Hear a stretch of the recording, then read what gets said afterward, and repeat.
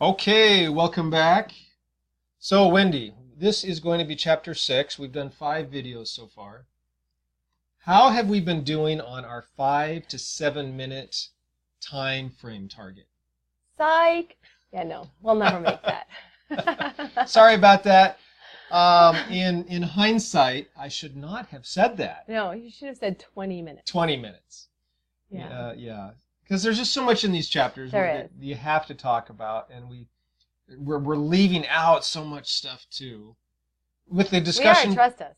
With the discussion questions in back, you could probably talk for half an hour, 40 minutes, easy, about most of these chapters. And if you were in a room with 8 to 10 people, everyone's going to have their own stories and their own input, especially with those discussion questions. So anyway, I feel like we're doing pretty good in 20 minutes. I'm sorry about the 5 to 7 proposal or prediction in that very first video, but just expect this one might be long. Yeah. We'll try to keep it to 20. All right, so talk fast. Okay, so Fishin Mission is the chapter, or the title of chapter 6.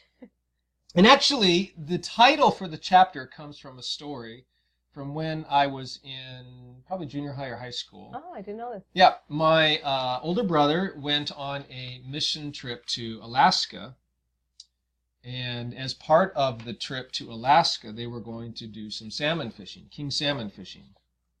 And so, as you usually do for short-term missions trips, they were raising funds and so on. Yeah, but I remember it so clearly. One of the leaders for the mission trip came over to our house for dinner, and they were talking about this trip that they were going to go on. And he was a huge, big-time fisherman. He loved all the outdoorsy, hunting, fishing, all that stuff. He was excited about fishing. So he talked the whole time about salmon fishing. And finally, my dad's like, so what are you guys going to do for helping people up in Alaska? The guy's like, what are you talking about? We're going fishing. He's like, no, this is a mission trip. And the guy said, mission trip? Mission trip? I thought they said fishing trip. Anyway, I think it was overall a good mission trip. But the nature of short-term missions trips is a joke. Are usually there's some sort of tourism involved. I mean, I spent 6 weeks in India. And I spent time in Amsterdam. Netherlands, Amsterdam. Yep. Yeah. And we've been to Mexico.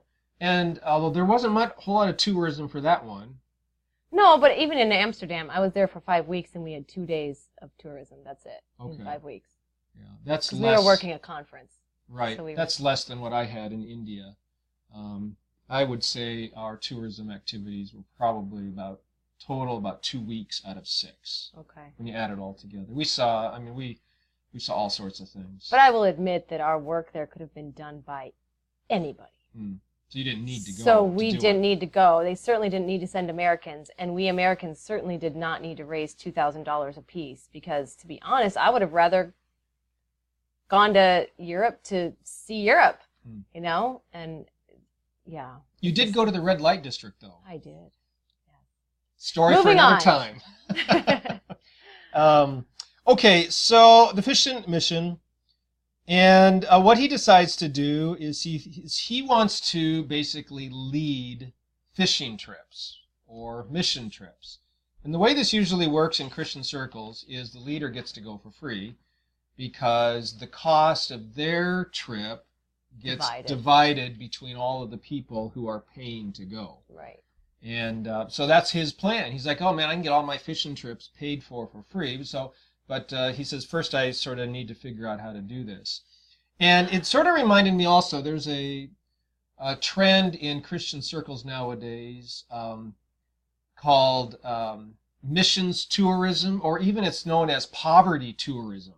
It's the strangest thing, where they sort of just say, yeah, we're going just to observe and see. Well, they don't put it quite that bluntly, but they're not really going down to help so much as they are to just become aware of the plight of the poor and the needy in our world. Read a magazine. Yeah, and there's literally, like, you can sign up to go on tourism trips to see poor people. That kind of reminds me of the Compassion newsletter that we got 2 years ago at Christmas. I was so mad about because it had 4 pages on this 20-year-old white American girl that came from a very affluent home. And it was all about how great she is and how her life was changed and how she's now reaching out to people. Then you read the story, and she went on 19 short missions trips in her 20 years of life. And it took her to number 18 to actually see that people were less off than her and that she needed to do something. And I'm thinking, yeah, that's not something I'd brag about. Yeah. But she had 4 full pages of this great, amazing girl. And I'm thinking, no, my girls, they've never gone on a missions trip, our girls.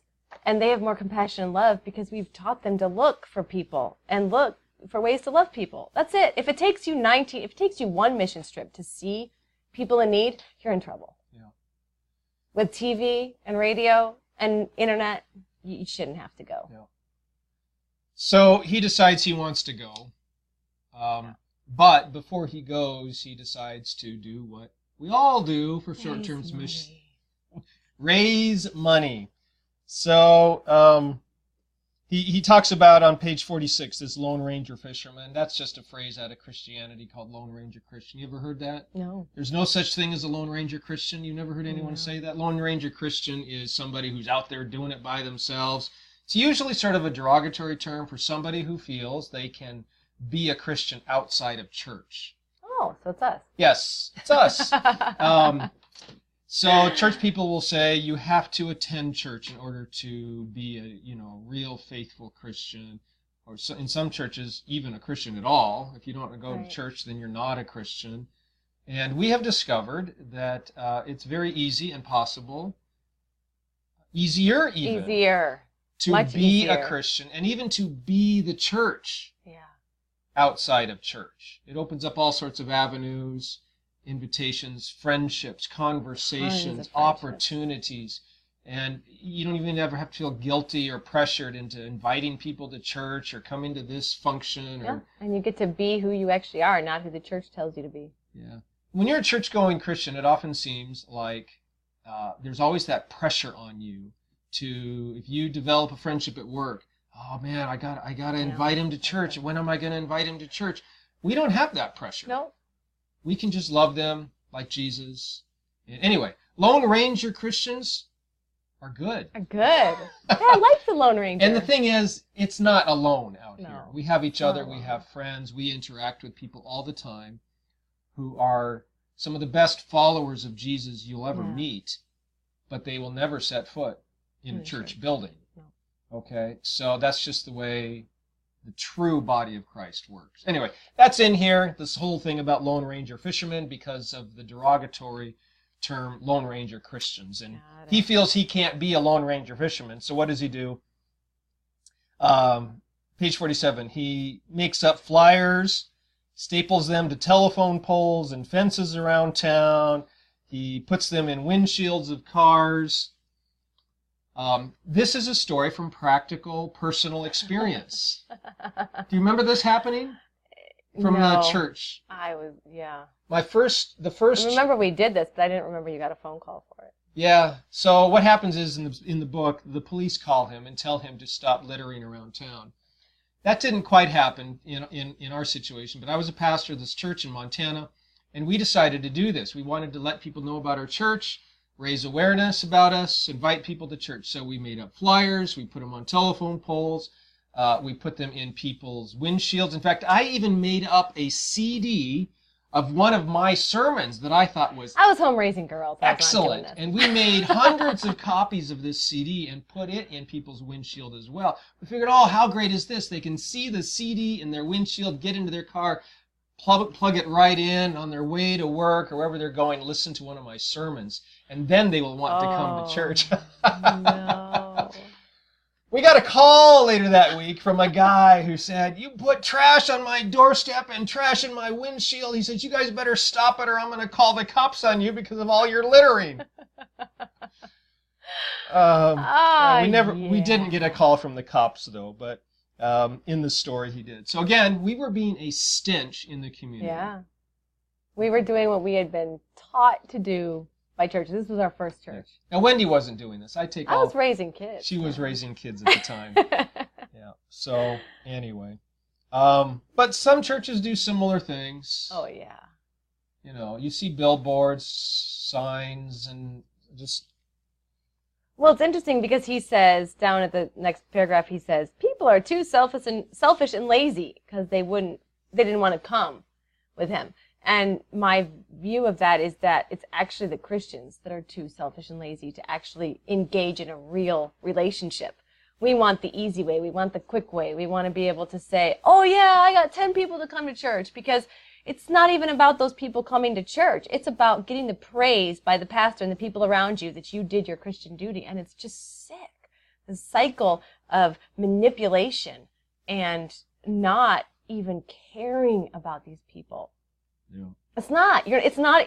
If people would invite people to church and then care about them and become friends, that's almost not as bad, but it never happens that way.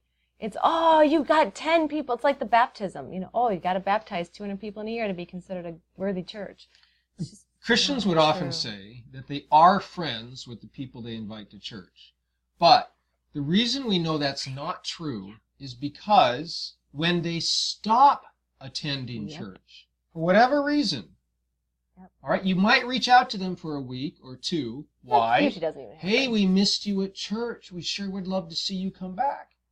And when they don't, what happens? They just stop. They don't care. The friendship's over. Yeah, and it's so sad because we've had this happen to ourselves when we, stopped, and we've also watched people. In fact, we have a neighbor right now who's going through this, and they continue to give money to this church, and he can't go because his wife literally cannot walk, and they don't have enough money to have, he actually sold his car because he's the only one that could really drive, and he couldn't really drive safely. And she doesn't want to go anywhere because her feet hurt so much.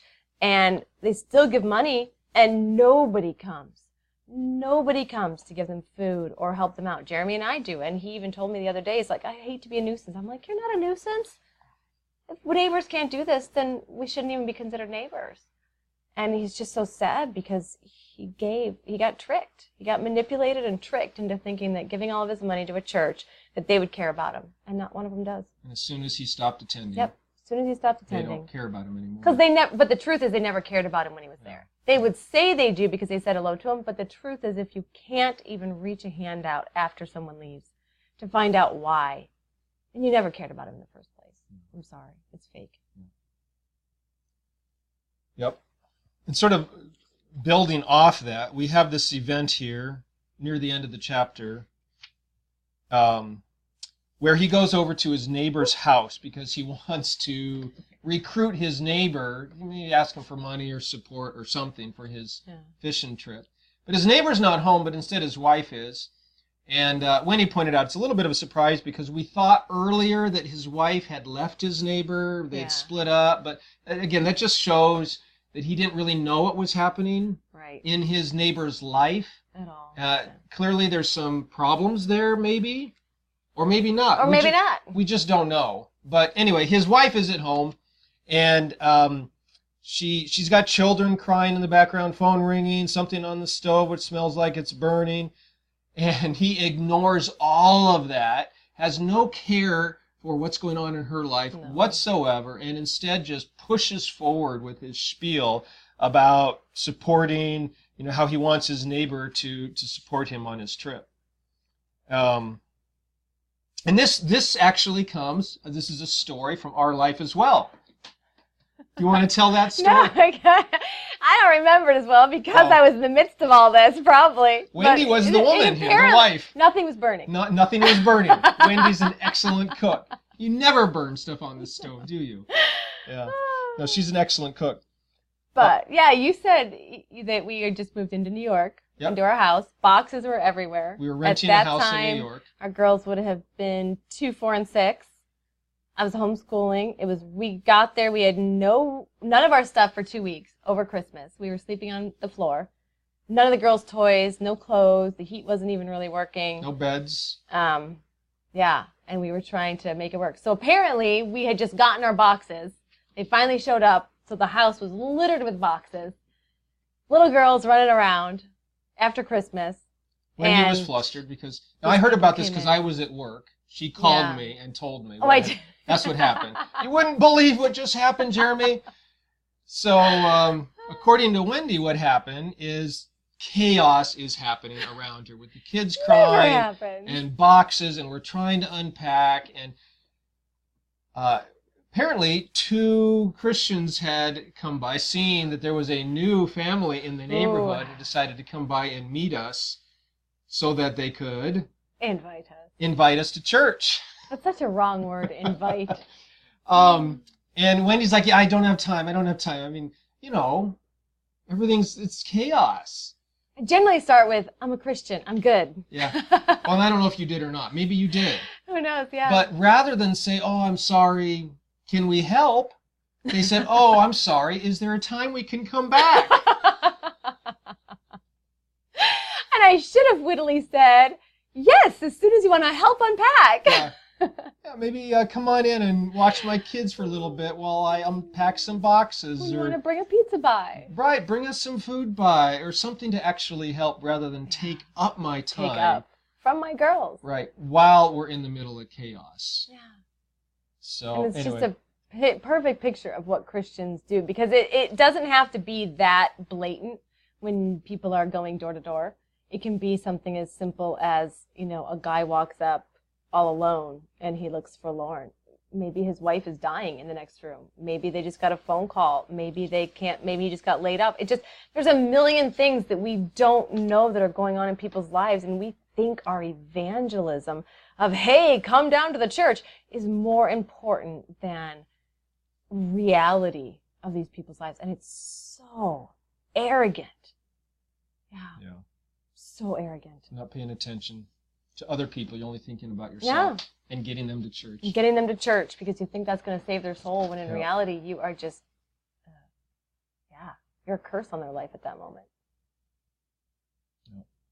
So the chapter ends with him not being able to get anybody to support him financially or even to go with him, but a few people do commit to praying for him. Oh, it's so nice. Another thing we can't stand. Yeah. And if you want to know what I think about prayer, I think very highly about prayer, but just in a certain way. Anyway, my book, What is Prayer, will help you on that. Wendy was noticing there's some great discussion questions in the back on this chapter as well. Are there any of those that really stood out to you, Wendy, as we sort of close up here? Have you ever heard a seminar or training for learning about the values and goals of people who might be your friends? You don't. And we do this as a church. We analyze people in our neighborhood to see if they're good enough to come to our church. That's so wrong on so many levels. Nobody should have to be good enough. Yeah, we want people with a certain demographics, or the people with kids, or the people who have jobs, or the people who have money. Money. And it says, why the analysis ruins the friendship. Why do we approach evangelism this way? Yeah, so what I was asking there is, you've never heard of a friendship seminar. Yeah, no. Here are the surveys and studies that you can undertake to find out who in your community can be your friend. And then, once you find them, here are the 7 steps to manipulating them into being your friend. Sounds good. And keeping them coming over to your house for dinner. And bringing all of the dinner. And bringing the dinner, right?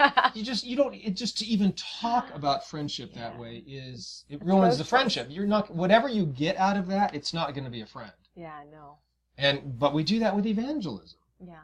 It's exactly what we do with evangelism. And then go ahead. No, that's fine. Go ahead. The other thing that caught my eye was, when God calls us to go somewhere with him, why do we often spend more time telling others about what we are going to do and asking them to pray for us than actually doing what God called us to do? And when God calls us to serve him in some way, why do we often think that God must also be calling others to do the same thing, and that it's our job to ask them to join us? Could it be that God has called them to do something else? So just the whole thing where, as soon as you or any of us get into something that we think is important to us, like for our family, it's saving girls from slavery. And we know that that's our thing. We tell people about it just to get people aware, but we never say this is the most important. Because like Sam, he has a outreach to the homeless. And for a couple years, we really thought, oh, wow, that must be, really important. We should do that too. And we started focusing on that instead of rescuing girls from slavery. And it really took the joy out of it for us. we became cynical to certain things, and we were trying to actually love and help people, but it wasn't what God was calling us to do. And it didn't mean that Sam's job was anything less. It was great for him. It was what he was called to do.